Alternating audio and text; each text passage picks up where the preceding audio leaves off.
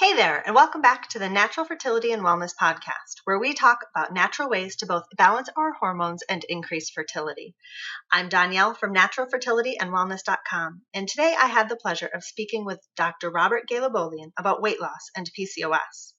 Now, before I get into our conversation, I just want to let you know real quick that if you're watching or listening to the replay, make sure you scroll below for links to any resources we talk about, and I'll also have a summarized transcription on my site for you as well. Dr. Robert is a scientist with over 25 years of experience in molecular medicine and genetics. He spent a good part of his career in the academic as well as biotech and pharmaceutical industries, developing toxins in the areas of cancer, inflammation, hormone regulation, and also studied how genes behave in response to toxins. 2 years ago, he decided to follow his passion and integrate his knowledge of functional biochemistry with his skills in coaching and educating to help men and women with various health issues achieve sustainable and long-lasting balance. And this is why PhD Nutrition was born in late 2015. He focuses on various aspects of health ranging from hormonal imbalance, cancer management and prevention, heart health, cholesterol balance, weight management, osteoporosis and bone health, inflammation, and intestinal dysfunctions. So, Dr. Robert, thank you so much for joining me today. I'm kind of really excited to learn a little bit more about weight loss when it comes to PCOS. Me too. So, to start off with, can you just give us kind of a short synopsis of what PCOS is and the hormonal effects that it has on the body? Of course. Now, this is a very complicated situation, obviously. Now, PCOS, let's call it PCOS for short, I guess. There's different versions that fly around. It is actually very highly prevalent endocrine metabolic disorder. And that's something that most people actually forget. And it has severe consequences to women's health, obviously, and as well as you and your audience sort of know. Among these consequences, obviously, infertility is a big issue. And there's a reason for that. Is one of the most alarming issues and is currently, I think, 50 million Americans, women aged between 20 and 45-ish, are affected by it. And PCOS sort of takes about 6 to upwards of 20% of these cases, depending on what report you sort of read and who does the epidemiological studies on that. Now, still to this day, as far as I know, the exact etiology is unknown. So we don't exactly know, we can't say, aha, this is that particular cause of PCOS, and if you solve that, your issues are all over. We still don't know what that is. But the underlying features, their commonalities that sort of come out, they appear to be hormonal disturbances. 3 of the big ones are hyperandrogenemia, which is basically high testosterone, we're going to call it that, or androgen levels are high. Insulin resistance underlies about 80-85%, upwards of 87% of cases of PCOS. So that's a big red flag, insulin resistance. And we'll get into the weight loss issues when we sort of talk about very high level, simple mechanistic ways of how this sort of works. And obviously with that comes hyperinsulinemia. That means you have too much insulin that your cells are trying to produce to sort of compensate for this lack of insulin sensitivity. Now, why is this sort of important? Does that sort of explain the high level, what's going on? Yep. Those are the 3 things that I think really are at the heart of the hormonal control. I think, in my opinion, insulin sits on top of the cascade of hormonal imbalance. If this goes off, it throws everything sort of off downstream of it, whether it's your steroidogenic pathway, which means your estrogens, testosterones, DHEA, all those things get thrown off. So you can't just focus on those issues. You can't just, in my opinion, look at androgens and say, well, it's high. If I fix it and I lower it somehow using supplements or foods or stuff, and I'm done. You have to look at the upstream element. And in my opinion, this gray umbrella that's sitting on top of that and it's regulating is insulin and sugar imbalance. Okay. So there's a lot of women with PCOS who are thin, but for the majority, a lot of them struggle with unexplained weight gain, and then they can't lose the weight. So why do so many of us with PCOS struggle with the weight gain and then not, it doesn't come off easily? Why is that? Well, that goes directly to how the mechanism behind what we think is happening behind PCOS. So as we talked about, insulin is a big regulator. It disrupts all components of the hypothalamic, pituitary, and gonadal axis. So you've heard of, I'm sure you and your audience have heard about the HPG. The brain is at the master conductor here. A large components of what's being regulated comes from here. And so what this guy thinks is going on is trying to sort of compensate. So when your ovarian tissue, insulin resistance sort of sets in the ovarian tissue, especially with women at a younger age, because we're not talking about menopausal and stuff. It's starting in your 20s. So if insulin resistance sets in, it results in impaired metabolic signaling, as you sort of know. This changes the patterns of sex hormone production. We'll get into the weight in just a few minutes. This favors the synthesis of testosterone production or androgen production, by insulin resistance. This is the main culprit behind PCOS anyway. So in turn, too much testosterone feeds back into insulin resistance, because this is one of the things that gets missed, because people think, okay, I have insulin resistance, it leads to testosterone being high, for example. Therefore, if I fix testosterone, it's all gone. But testosterone feeds back into insulin resistance. This becomes a vicious cycle. Okay. It increases the levels of free fatty acids. So it basically, triglycerides that you're sort of releasing, it releases the free fatty acids in it. It modifies muscle tissue composition and functionality. Okay, so your muscle tissue gets impacted by this. It perpetuates this insulin resistance, high insulin, high testosterone cycle. So you get caught in this vicious cycle of, okay, I get high insulin, I get insulin resistance, I get high testosterone, therefore it feeds back into insulin resistance, and so on and so forth. This is how the weight sort of comes back, and you're struggling with how do you lose it. In my view, it really is not, and I'll talk about, if we get a chance, very, very briefly about how it impacts the cortisol pathway and fat metabolism in that regard, or rather the fat tissue that sort of mobilizes all these things sorted together. So it's not a question of increasing your levels of exercise, because that directly impacts your stress level of your body's going through. So women that have added weight, if they go on and exercise too much, depending on the physiology, for some people it does work. You're seeing weight come off, but it's not coming off faster than it's being put on. So you're gaining 20, 30 pounds, but you're losing 2 or 3 pounds. And that gets really, really frustrating. You're saying, I'm hitting the gym, I'm doing all my cycle training, 6 hours a day in the gym, I'm sweating my buns off, I'm eating right, I'm restricting my calories, I'm still not losing the weight.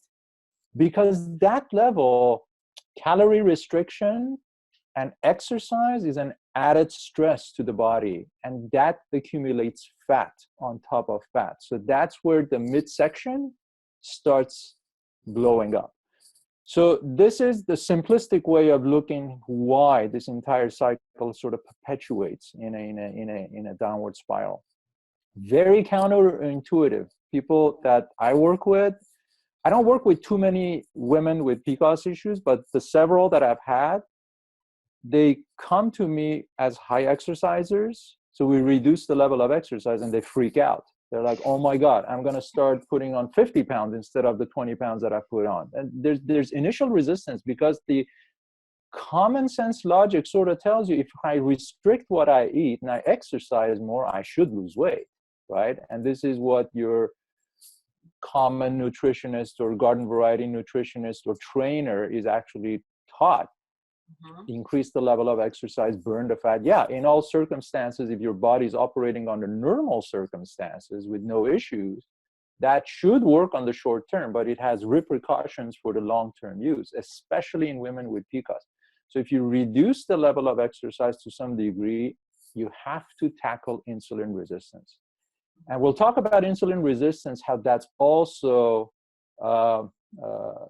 misunderstood. Because if you go to your conventional doctor, they'll tell you, oh, you don't have diabetes or pre-diabetes. You're fine. Your fasting glucose levels are fine.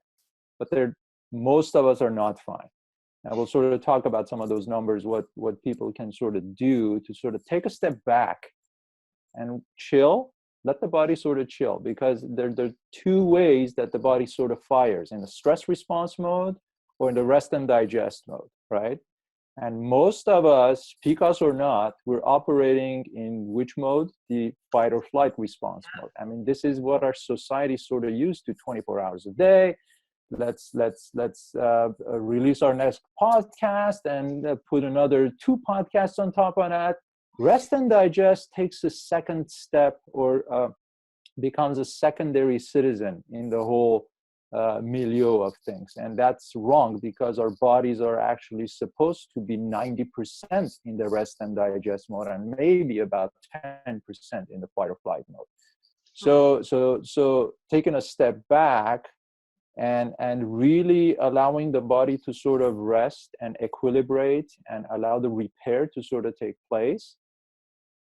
70% of the signaling and the perception comes from here.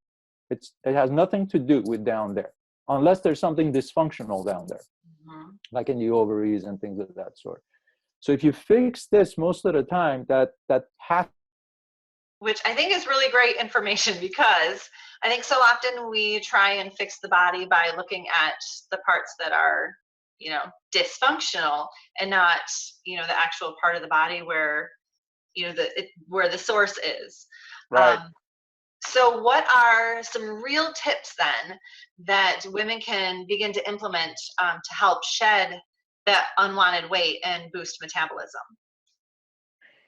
As I said, I think taking a step back, take a hard look at insulin resistance and how you're metabolizing sugar. I know a lot of people say we go on low sugar diets. I don't take in sugar. High fiber is a big plus, because that allows your body to sequester and get rid of excess androgens and sex hormones, whatever sort of come along. So that sort of is a very good balancing act to do. But some people cannot tolerate higher fiber because of their gut microbiome is a little bit messed up. That is also another link. The gut microbiome research has actually shown plays a very large role in controlling weight. And people, independent of PCOS, people that are suffering from things like obesity or overweight, they have a shift in their microbiome from one type of species to another category of bacteria. So when you balance these out, in general, sort of it helps generate the byproducts that help your cells metabolize sugars and metabolize fats, and your muscles basically be sensitized to insulin response as well as other cells. And insulin regulates all aspects of hormonal physiology. It can really wreak havoc in a lot of different ways. So increased fiber, chromium, unless you're really working hard, I don't think most people are going to be deficient in chromium, especially in this country. There are things I think people float around the internet, like inositols and I don't know, whatever sexy supplements are out there these days. So yes, those things do work, but I don't like people being dependent on these. I think it's always going back to the root cause, and if you really implement the lifestyle strategy that should take care of everything else, you don't have to depend on these things. Let's talk about inositol for a quick second, because I love that. So inositol is a very generic term that people use, and there's so many supplement companies out there that are very happy to sell you based on marketing what's out there. But depending on the kind of inositol that you sort of get, you may or may not get the response. And again, depends on the person too. Now, there's different forms of inositol that people can take, and I think supplement companies produce all three. It's important to like, one that I would recommend is called a inositol. So this, otherwise, if you take the generic inositol, whether it's coming from food, you need to consume large amounts of these to be producing enough of these other kinds of inositol to produce a substantial signaling to impact insulin. Okay. Now, you don't want to be taking grams quantities of inositol on a daily basis. That becomes a pain. I mean, so inositol is one to actually sort of look at, because placebo-controlled studies have been done on this thing. They actually have very beneficial effects. Now, I don't remember how much weight loss it culminates to, but enough. It's not going to shed all the pounds that you basically gain. That's just the supporting mechanism.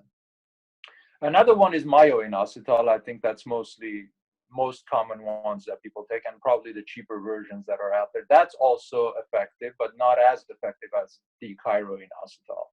There's another kind. I haven't looked who produces these anymore, or do they produce it anymore, but it's dipinitol. That's another form of inositol. Okay. It's a methylated version of the inositol that we talked about.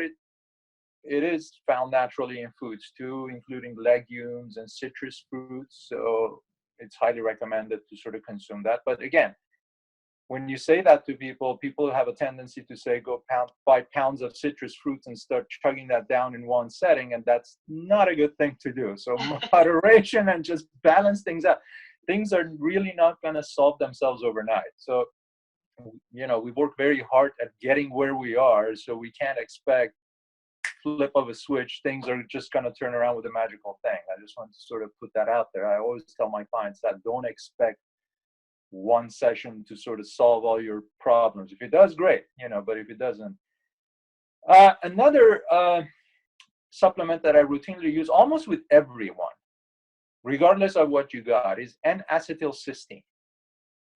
This has actually, I don't know if your tribe basically sort of follows this or not,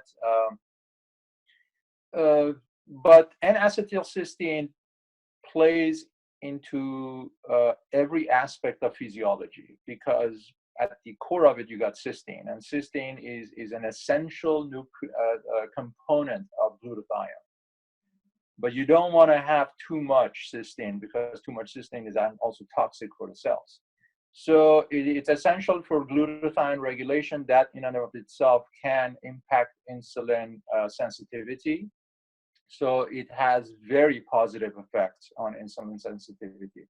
So if you do supplement with the myoinositol or dopinitol or any of the above, add a daily or every other day regimen of N-acetylcysteine to the mix. Not high dose, because depending on your methylation status, some people do have these MTHFR type stuff going around.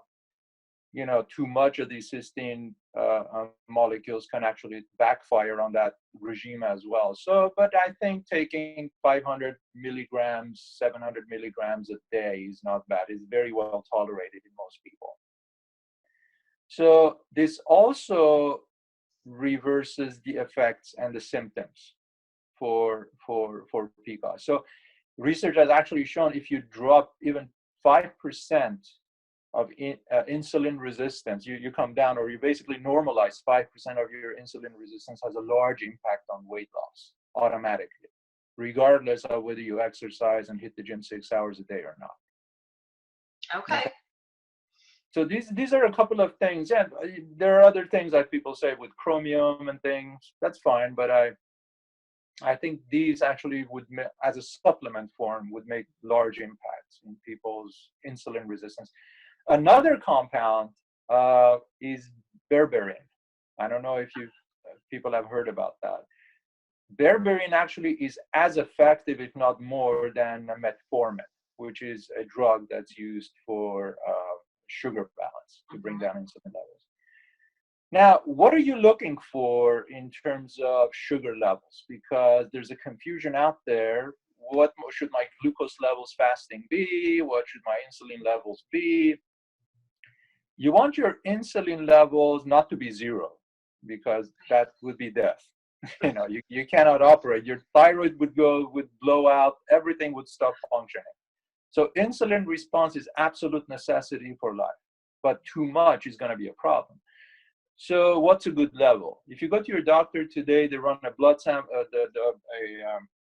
blood test on you. They check your glucose levels. Anything below 100 is considered normal. We scientists don't think 100 is a good number at all. In fact, if you're at 100 or below, you're pre-diabetic. You should be at 85 and below for fasting insulin levels. Oh, wow. Yeah. So if people say I'm 100, therefore I'm not diabetic, my doctor said I'm fine, in my opinion, that's a mistake. Fasting glucose levels should be around 85 or below. Okay. Not way too below, because you need glucose to run energy supplies. Mm-hmm. So now there's something called a homeostatic model. It's called the HOMAIR. It's a theoretical calculation. It's a calculation that you do that basically shows you where you are with insulin resistance, that takes into account your glucose levels, divided by the insulin levels that you're at, and comes up with a number. A number of around 1 or below 1 is where you want to be. Most people are around 1.8. So you're 80% higher than what you should be actually running at. Now, I don't have the calculation, but that's a calculation I usually do with most of my clients anyway, with regards to their fasting glucose levels as well as insulin levels. So your insulin levels, what they should be, depends on where your glucose levels are. So on how your cells sort of respond. So if you have you're at 85, but you're producing too much insulin, that could reflect on the fact that your pancreatic beta cells are not firing correctly, or they're misreading the signal, or there's something dysregulation going in the cycle, therefore you're producing too much insulin. So you want these things to be sort of balanced. And I just want to throw that number with the blood glucose levels out there, because there's a lot of confusion out there when people go to their doctors and do their, their glucose fasting checks. Then there's a postprandial glucose check, obviously. What happens to your glucose levels after you eat? And I always recommend people, whether diabetic or not, get one of these one-touch things at home. Just check for the next week. Keep a diet, keep a log, or some nutrition log that this is what I ate. Before an hour before you eat, take your blood level, register that. Eat. An hour later, 2 hours later, and 3 hours later, check your blood glucose levels again. Now, you don't want the 1 hour later, 2 hours later to spike above 130 or so, because that's also indicative of, well, I don't know what to do with this amount of glucose in my system. Then everybody is kind of going crazy, and insulin's getting, shot up the wazoo, trying to figure out how to get these inside cells, because you don't want insulin running around. So do that for a week. You don't have to do it every day, maybe do it every other day, but monitor it for a week, 2 weeks.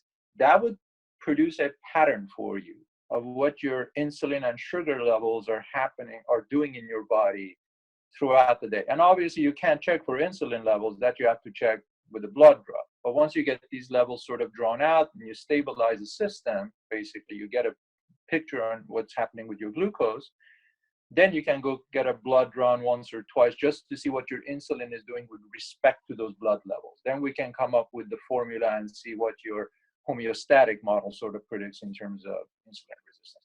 But tackling insulin resistance and sugar balance is that it should be on forefront, especially for women that are suffering with PCOS. So food-wise also, the big things are how we cook. A lot of us are used to quick fried foods, put it in coconut oil, and we think just because we're using coconut oil, if we're frying things, it's good for us. It is good for us. I mean, I'm not debating that. We impale coconut oil in our household, you know. Yeah. So every we go through it for a month, and that's just my wife and I. So 5 pounds of that thing is gone. So we eat it. We understand it. But frying foods has a harmful effect of producing what we call advanced glycation end products. I don't know if you guys heard about that, but these are basically at high heat. These are sugars that every food has, whether it's the most organic food that God created on earth or the most inorganic one that you can find around. So you put this and you fry it, the heat and the sugar combine and they covalently attach to the protein molecules, totally hindering their activity. And this is one of the things that when you measure the A1C levels, you know, in blood, that's also a product of glycation of the hemoglobin. Basically shows you what's been happening over the past, 90 days or so in your blood. So that's also an indication of blood sugar imbalance. So reduce the amount of frying, and if you have to do any kind of sauteing, just squeeze a little bit of lemon in it, because lemon completely or largely inhibits the formation of glycation products. So if you got to fry your tofu or something, just a little bit of lemon in that fried thing would eliminate as much as 70-80% of glycation in that fried food. Oh, wow. If you got, yeah, totally. Stewing is the best way to go. If you heat in water completely takes the risk, not completely, but takes the risk out of cooking meat. A lot of us, especially Americans, we like grilled steak, organic grass-fed beef steak. I don't really care where that source of steak is coming from. You put it on a grill, you're producing, you know, that those grilled marks that are on the steak that everybody, that's the problem. So stop eating those things, because those things can completely wreak havoc on your insulin resistance, on your body's hormonal regulatory status. All of those things can go down to hell in a handbasket very quickly. That's interesting. I've never actually heard that before. So that's really good to know.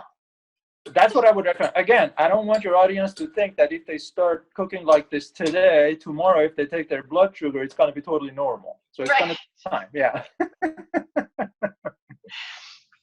So then, while we're on the topic of food, there are always so many, especially on the internet, so many, different theories and recommendations for women with PCOS, whether it's, vegetarian diets will cure it, or paleo, which is the complete opposite. What type of foods should we be eating? Or what type of basic diet should we be following? I've read all of those things, and to this day, I'm allergic to the word nutrition, to the word holistic, to the word paleo, to the word food. I'm just kidding. You hear so much about these kinds of things that people are completely confused out of their minds. So it's paleo. Yes. There's a camp saying, if you're not doing this, you're killing yourself. There's another camp saying, I've been vegetarian for 50 years, and I haven't been any healthier. I don't care which diet you follow. Every diet, if it's strictly followed, you really have to look, as species, we are one of the only species that are called omnivores. Well, not the only ones, but we're omnivores. I mean, we're not like carnivores and we're not like herbivores, right? So we can't take a cow and putting on a diet of steak and expect that poor thing to do well after a month. Or same thing with the lion. Don't take a lion and put him on a diet of salad and expect that guy to come out fine. But we have adapted because of our migration status, because we migrate with the climate, and that's our adaptation. We're not localized to one area. We can adapt to the food in that local area. So you can go to Africa, you can find people that live on very high carbohydrate diets, and their cholesterols and insulin levels are perfectly fine. Then there are people like the Eskimos that live on completely almost entirely fat diets, and they're also relatively healthy, relatively speaking. What diet you should follow is what your body dictates you to sort of follow. In my opinion, a mix of everything. You need to have plants. So going paleo should not be mistaken as only meat, bacon, and, absolutely no carb. Without carb, without glucose, you do not get proper insulin response. Without proper insulin response, you do not get your thyroids to function properly. Without the thyroid functioning properly, you cannot metabolize food. The energy demands of your body are not met. So you need the carb, and this is the simple glucose. And I'm not talking about table sugar, but levels of glucose matter. When you take glucose matters. What source of glucose is it coming from? I don't think potatoes harmful, but I won't go and sit and chug on that much potato for lunch and that much for dinner. That's just not going to fare well for me for the long term. So load it up with a high fiber diet. That's what the paleo community does. And in my opinion, I subscribe more towards the paleo, but not strictly to the paleo, because that's how our makeup is mostly, that's how our DNA sort of responds to that kind of a makeup. Vegetarian diets I have a lot of clients that are vegetarian. They're doing well. They've been doing it for decades. But you really have to be careful when you do vegetarian diets, because you're running short on certain kinds of nutrients, like B12 is not available from plant. Yeah, people say, yeah, spirulina and things of that sort have B12. They don't. Those are the contaminations from bacteria during the analysis of spirulina. And they're B12 mimics. They're not exactly B12. The body doesn't recognize that as natural B12. That's my opinion. So choline, or conjugated linoleic acid, those things are coming from animal products. And those things are necessary. That conjugated linoleic acid, that's another compound that's used for cells to sort of sensitize towards insulin.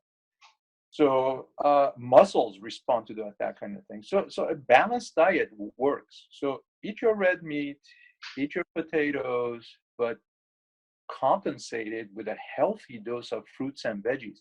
People freak out about fruits. Oh, there's tons of sugars in it. Yeah, if I were to go in a lab and take that fruit and isolate the sugar and give it to you, yeah, that's going to be dangerous, because that's an isolated sugar.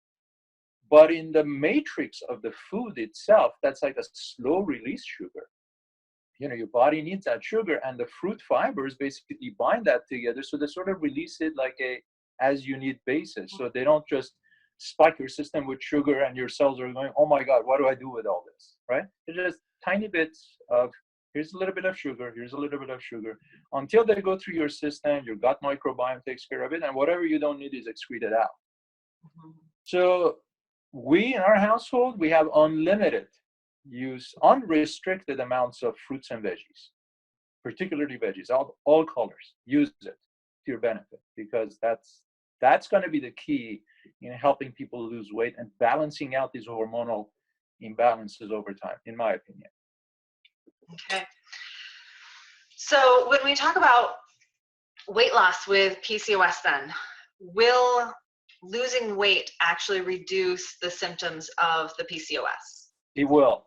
They've actually shown that with subjects that are borderline obese or so, that losing 5% of the weight, which is not much when you consider the amount of weight that they have, considerably lowers the symptoms of PCOS and balances out how the body starts using the steroidogenic pathway to sort of fire up. Because this entire fat thing is very, very interesting. It completely wreaks havoc on the HPA axis. We talked about the HPG axis, the gonadal axis. Now here's the brain adrenal axis. So stress, fat is a depot of making cortisol. I mean, it's a notorious animal. It's very efficient at mobilizing cortisol, because fat is an anti-inflammatory, believe it or not. Why?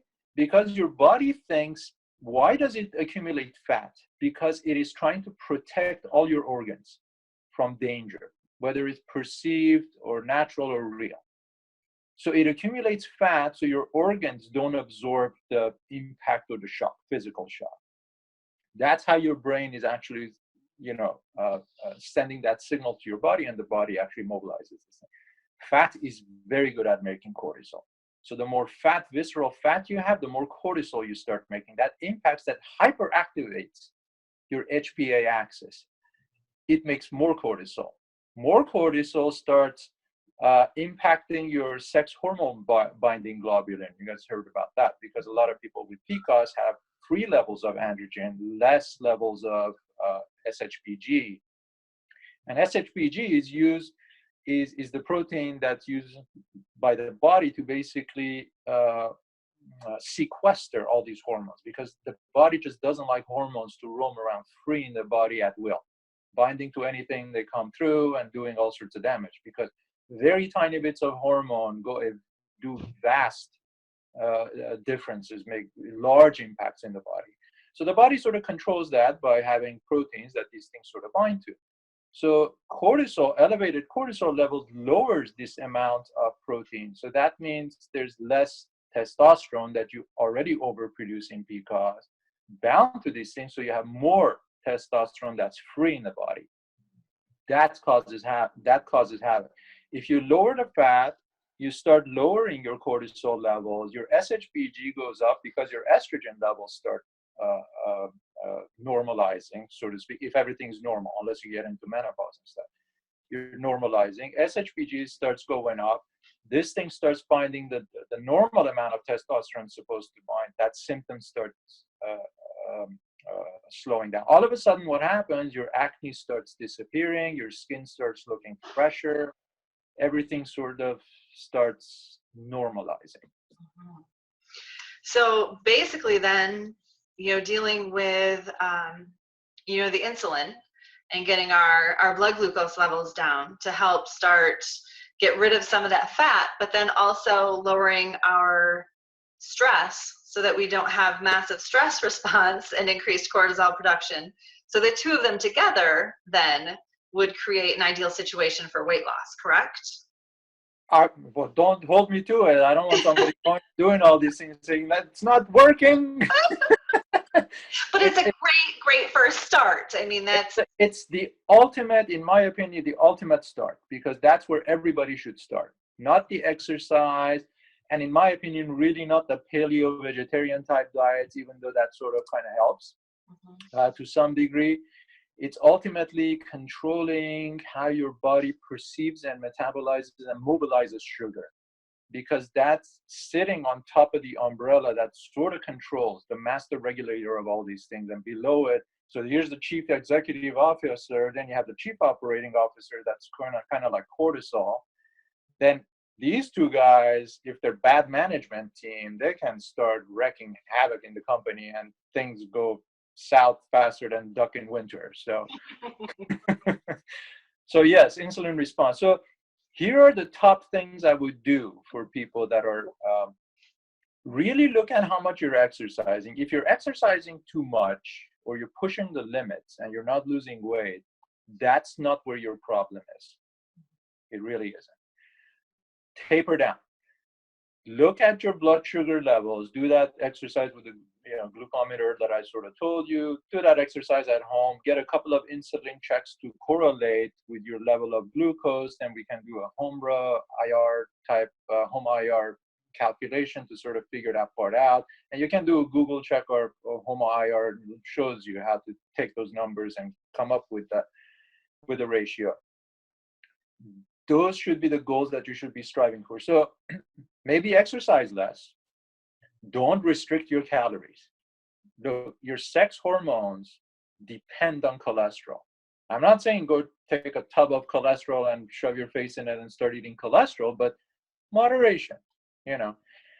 Eat the appropriate kind of fat. Saturated fat is not going to kill you. In fact, fat promotes burning of fat because it sensitizes your muscle tissue to insulin response. So if you're exercising, you can burn better. So, and also putting on weight. let's talk about this too, because people really confuse pounds. A lot of people that start exercising, they go up in weight, but that's not necessarily bad weight. You could be losing fat, because the same 1 pound of fat and 1 pound of muscle, they're very, very different. So if you're putting on a pound of muscle, that's dense tissue, that's actually good. So going up in weight is normal to do if you're actually exercising and putting on muscle. But if you're putting on fat weight, then you know you have a cortisol dysregulation going on that's putting stress. That exercise is probably stressing your body to make more fat. It's an anti-inflammatory. It's the body is trying to respond by protecting itself from the onslaught of insult that's sort of coming your way, or you're putting it through. So diet, less fried foods, maybe, or if you have to occasionally fry, do a dab of lemon, fresh squeezed lemon, and do very light saute. Don't deep fry stuff. That stuff is very dangerous. Higher fiber, in my opinion. Play with what your body sort of likes, because depending on the status of your gut microbiome, you may or may not be able to tolerate a lot of veggies or fruits or fibers. So sort of play with that. Start paying attention to microbiome and gut health. Start balancing that thing out, because that thing can in and of itself have a large impact on how you metabolize things. So fruits, veggies, all sorts of different things, hormonal supplements or insulin type supplements like the chiroinositol or the pentothal, or what is it, berberine, and some of these other things. You eventually want to get off these supplements. There's a reason why they're called supplements, obviously, because you supplement until your body sort of comes back to normal, then you get off of it, and then food sort of takes over in supplying that missing ingredient. And acetylcysteine, obviously, is a very good stabilizer of insulin sensitivity, in addition to berberine and some of these other things. What else? Yoga. Yoga, Tai Chi. I don't care where you live. The internet, DirecTV. I have a client who doesn't have access to a yoga studio. She lives in a very small town. There's no yoga studios. So she downloads stuff from DirecTV, YouTube. She's doing yoga, and that has a profound effect on the sympathetic and parasympathetic nervous system. And you want to train the brain to start calming down, because if you're in this fight or flight response mode, you want to sort of taper it down and go the other direction. You want your brain to start firing 90% of the time. If you eat, don't eat and go. We see a lot of people that just cook their food and start, let's squeeze every ounce of 24 hours that we got out of this day. It's called productivity, but that's killing us. Slow down, chill out, take an hour, have your lunch. Don't answer phone calls. Whoever's, you're important. Take the time, eat your lunch, chill out. Evening time is your time. Sleep becomes an issue. I don't know how many people in your audience actually get into sleep disturbances, because that's an added area that could indicate some dysregulation of cortisol as well. So things of that sort. But yoga helps tremendously. So the basic stuff, you don't even have to see a functional this or that, just do the yoga thing, train the brain a little bit right, do the right things that the body's sort of used to evolutionarily, because what we see today is like a microsecond in our total lifespan. And the body just hasn't adapted to figure out what does this all mean. It's just used to 2.5 million years of what we've been doing in the past, not this microsecond. Then all of a sudden we got these iPhones and computers and technologies that we can. So we got to slow those things down and go back to basics. That's what I always advocate. Go back to basics. No, that's great advice. Yeah, you pretty much covered everything that I'd been wondering anyways. Do you have anything else to add that I didn't ask, or? Nothing that comes to mind. Hopefully that was kind of helpful. I try to really keep it simple and not get into mechanics and stuff, but it can really get convoluted, and it's very. Well, I think sometimes too, being simple about such a large topic is great, because so often, the women who are striving to change things, they get so caught up in, exact plans and formulas, and that just creates more stress. I've tried that. Yeah, trust me, this is a very good point to bring up. Science is science. Science is exact. I do science, and to the exact decimal place, things have to be in place. But life is not science, and food and nutrition is not about science. And if you think about it, if you're Mother Nature, you wouldn't design a system that's on absolute terms, because we would fall apart, right? Right. So you have to create a buffer zone, saying, okay, here's the norm, and if within this norm you sort of operate, your body will do fine. And that's that plus or minus. And we got to sort of increase that buffer zone. So we can, once in a while, when you have that gluten bread or that pizza, your body may blow up, but will sort of clean itself up again. It's not running on the edges all the time. And right now, people are running on the edges of that buffer zone. That's what they're testing. We need to sort of clean that up. And so food and nutrition is not, people say, well, what's the recipe for this? Give me an exact amount. How much coconut milk? Who cares? Just use a little bit of this, a dab of that. That's what the point is, right? I don't want to think about science when it comes to food and nutrition. It takes the entire fun out of it. And you said it. It stresses you. What if I use a little bit more? Is it going to blow me up? Am I going to take the benefits of it? You are. Your body will take the benefits if you enjoy. If you don't enjoy food, I don't care how healthy of a diet you got. If you're stressing about it, your body's just not going to enjoy and absorb the stuff that's coming its way. It's just going to be in stress mode. So in my opinion, it's counterintuitive thing to do, but regardless of the symptoms that bad things are, you got to chill. And chilling, I think, no, seriously, and chilling is important. And how do you do that? I think yoga, Tai Chi, meditation, whatever needs to do to get the 60% that's running the show to sort of come down and not perceive everything that we do as stress. And then your body sort of follows suit, and things will normalize. Not overnight, they will normalize. Yes, and that's a great point. That most people who deal with PCOS, they can see a huge reduction in their symptoms, but like you said, it takes time. It's not. Probably will take a little longer than a week. Oh yeah. But they can get there. So. Absolutely. Thank you so much, Dr. Robert, for joining us today to talk to us about weight loss and PCOS. I hope you guys all were inspired to make some changes and hopefully see some reduction in your symptoms. You can find Dr. Robert at his website, phdnutrition.com, and that's nutrition, NOOTRITION. Thank you all for joining me today, and make sure you go ahead and click subscribe so that you can get notified next time we have another podcast up.